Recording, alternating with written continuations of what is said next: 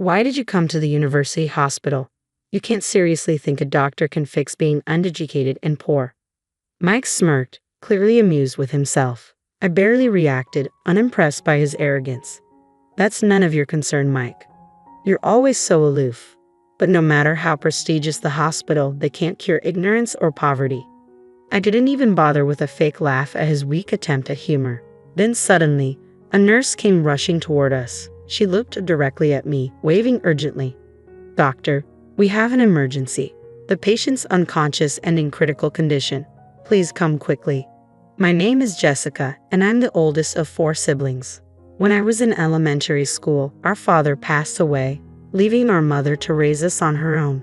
The debt he left behind made it nearly impossible for her to make ends meet, no matter how hard she worked. At her request, I dropped out of high school to take a job at a nearby factory, determined to support my family so that my siblings could pursue their dreams without the burden of financial strain. Everything changed when I turned 18. After several dinner invitations from my supervisor, he asked me if I'd considered dating him. I had already developed feelings for him, so I agreed. Our relationship blossomed, and 2 years later, on my 20th birthday, he proposed. I said yes, and we got married. His name was Mike. From the start, I was honest with Mike about not finishing high school. He'd assured me, education doesn't matter when you love someone. He always tried to create a relationship based on honesty and equality. Even though he was several years older, he never treated me condescendingly and genuinely valued me. But over time, that seemed to change. His attitude toward me shifted, and he began to look down on me. Do you even realize who's been supporting your lifestyle? You should be more grateful, Mike said, his voice tinged with irritation. Mike's words made me flinch. When we got married, I left my job at the factory because he insisted so strongly that I become a stay-at-home wife. I had intended to keep working, but he told me, I want you to take care of the household chores, and I expect a warm meal and a tidy home every day. Despite my worries about sending less money back home, I didn't argue and quit my job. Now, he sees me as nothing more than an unemployed, wasteful burden. I actually want to work, I finally found the courage to say, but he just laughed at me. Do you really think any company would hire a high school dropout like you? Your place is here, taking care of our home, he replied coldly. His words struck a chord with me. Maybe quitting my job, just as Mike wanted, had been a mistake. The allowance he gives me has been steadily shrinking, and I know if I complain about the lack of money, he'll probably blame my budgeting skills. So I stay silent and cover the shortfall with the savings I've been carefully building up. As I watched him relax with a drink, the thought of divorce began to creep into my mind. I'm still young. I could end this marriage, start fresh with someone else, and even have children. Mike likely hasn't noticed the depth of my distress, assuming I'm just a selfish, shallow woman. While I wrestled with these cold thoughts and feelings, I found myself trapped in contemplation. The dwindling savings, Mike's growing disdain, and the increasingly tense atmosphere between us. Determined to change our situation, I repeatedly tried to start a conversation with Mike. However, he always managed to find an excuse, claiming he was too tired or had other plans, evading any meaningful discussion. To make things worse, he even told me, I don't want to talk to someone with such a low educational background. I was at my breaking point. One evening, after cleaning up from dinner, I finally resolved to share my decision with him. The next step was to tell him I wanted a divorce. With my lips dry from nervousness and mustering every ounce of courage, I approached him while he was absorbed in the TV. Hey, there's something I need to discuss. Hearing the tension in my voice, Mike looked up from his spot with an indifferent expression. I held out the court document and our lawyer's letter, meeting his gaze directly. I think it would be best if we got a divorce, I said firmly. A deep frown formed on his face. I braced myself for a shouting match, but instead of an outburst, he merely stared at me in silence. I could see his fists clenching and his face turning red with anger. Despite his fury, he held back and didn't let his emotions get the better of him. After a long, tense pause, he finally muttered in a barely audible voice, "Someone with your level of education." His fists clenched even tighter, and his eyes burned with resentment as he glared at me. I instinctively took a step back from his chilling gaze. "You think you have the right to challenge me? With just a high school diploma? You think you can suggest a divorce to your husband?" he shouted, his voice dripping with rage. But I had no intention of backing down. I had endured so much hurt from Mike already. Fighting back tears, I held his gaze steadily. The intensity of my stare seemed to momentarily unsettle him, a flicker of uncertainty crossing his face. Clutching the divorce papers tightly, I showed him my smartphone, where the screen displayed saved messages between him and a female coworker. Irrefutable evidence of his infidelity. It looks like you've been showering her with gifts even when you couldn't provide for our household. If I'm so unnecessary to you, then let's get a divorce. Free me from this situation. For the first time, my husband was at a loss for words. He clearly hadn't expected me to have evidence of his affair. Perhaps he thought I'd never discover it. Though he struggled to find a response, his attempt at a smirk was laced with sarcasm. Living with someone not so bright can be stressful.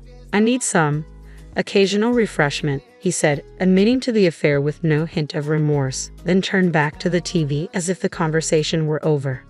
The emptiness of his response was palpable. I swiftly moved to his side and turned off the TV, filling the room with silence. With his disgruntled gaze now fixed on me, I summoned all my strength to steady my trembling legs. I held out the divorce papers again. All you need to do is sign these. Please, I'm begging you. Why is Mike so resistant to divorce? He despises me, claims to be miserable in our daily life, and yet he clings to the pretense of our marriage while being involved with another woman. Why won't he just leave? I can't make sense of it. If he believes I don't have the right to suggest a divorce, then he should be the one to propose it. I would do anything to distance myself from him. The fear of societal judgment for being served with divorce by my husband and even my own self-worth pale in comparison to my need to escape this situation.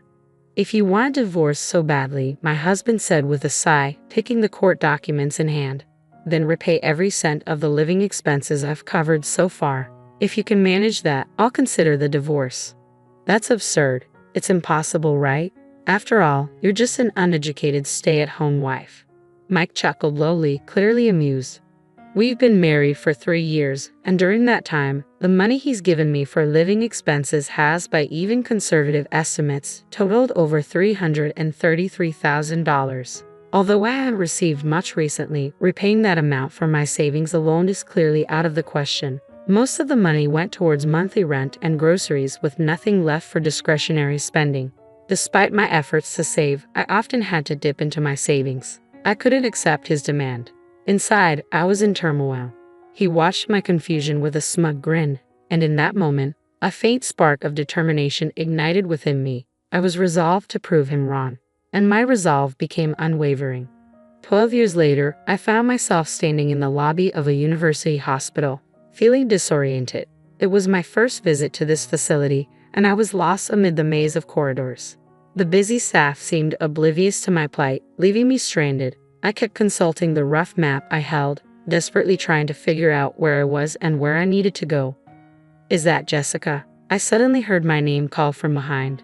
Turning around in surprise, I saw a middle-aged man standing there. I felt a sense of familiarity, but I couldn't quite place him. I'm sorry, have we met before? I asked, feeling a bit embarrassed. The man sighed and looked at me with a hint of annoyance. Do high school dropouts also forget faces? I can't believe you've forgotten the man you used to be married to. As I studied his face more closely, memories began to resurface, bringing back his familiar, arrogant demeanor. Mike. The moment I said his name, my ex-husband settled into a seat in the lobby, looking quite satisfied. Why are you here at the university hospital? Mike asked with a smirk. Surely you don't think a doctor can fix being uneducated and poor. He seemed quite pleased with his own words and chuckled to himself. I remained unruffled by his smugness. It's none of your business, Mike. You're always so cold, he continued with a sneer. No matter how prestigious this hospital is, I don't think they can cure a lack of education or poverty. I couldn't even muster a polite laugh at his attempt at humor. Just then, a nurse came rushing toward us. She looked in my direction and waved urgently. Doctor, we have an emergency patient. They're unconscious and in critical condition. Please come immediately. I stood up immediately and accepted a lab coat from the nurse. Mike's eyes widened in surprise as he watched me. I'm so sorry about this, especially on your first day here, the nurse said with a bow. There were no other doctors available. She quickly left, leaving Mike to stare after her. I couldn't afford to be distracted by Mike any longer. Not knowing what to do with the hospital brochure I was holding, I handed it to him. Seeing his shocked expression, I simply said, "I'm a doctor." After the emergency treatment was completed, I headed straight to the consultation room. Wandering around the hospital on my own would only leave me disoriented. Even though it was still before my scheduled start time, I decided to begin my work on my first day of transfer. I reviewed the medical chart and was taken aback. As I entered the room, I saw Mike sitting in the examination chair. His expression mirrored my own shock, eyes widening in disbelief. According to the chart, Mike had heart problems and had been referred to this university hospital. I took a deep breath, refocused on my work, and proceeded with the examination. Mike, clearly unsettled, couldn't mask his displeasure. "Is there anything else you'd like to ask?" I inquired as I finished the examination. Mike murmured, "How did someone like you, a high school dropout, become a doctor?" A nurse working beside him looked at him in surprise. Not wanting to waste consultation time, I took a moment to reflect. "My father was a doctor," I began. Just to clarify, I didn't drop out of high school due to poor grades. Memories of my father came flooding back. He was often away, preoccupied with work, and much of his earnings went towards alcohol and nightlife, leading to significant debt. Despite his flaws, I owe a lot to him. His commitment to my education played a crucial role in my path. From a young age, I aspired to follow in his footsteps and never wavered in that dream. I excelled in my studies throughout elementary and middle school, and my mother always believed in me, saying, "Jessica will surely become a doctor." After my father's death and the need to start working right after middle school, my journey took a detour, but I kept learning diligently. I obtained my high school diploma and pursued medical school. But there's no way you have the money to go to college. My earnings were saved by my mom, and I also took advantage of scholarships, I replied. "Scholarships? For you?" His disbelief stunned a bit, but I quickly composed myself and met his gaze.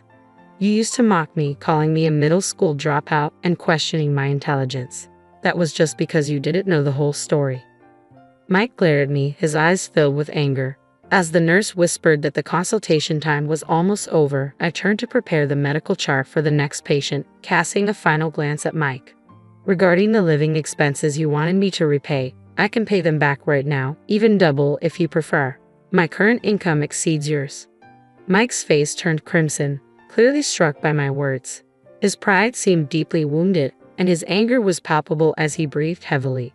Realizing this was a public consultation room with medical staff bustling around, he stood up abruptly with a loud thud. "Just wait, you failed, doctor. I'm filing a complaint." With that, Mike stormed out of the consultation room.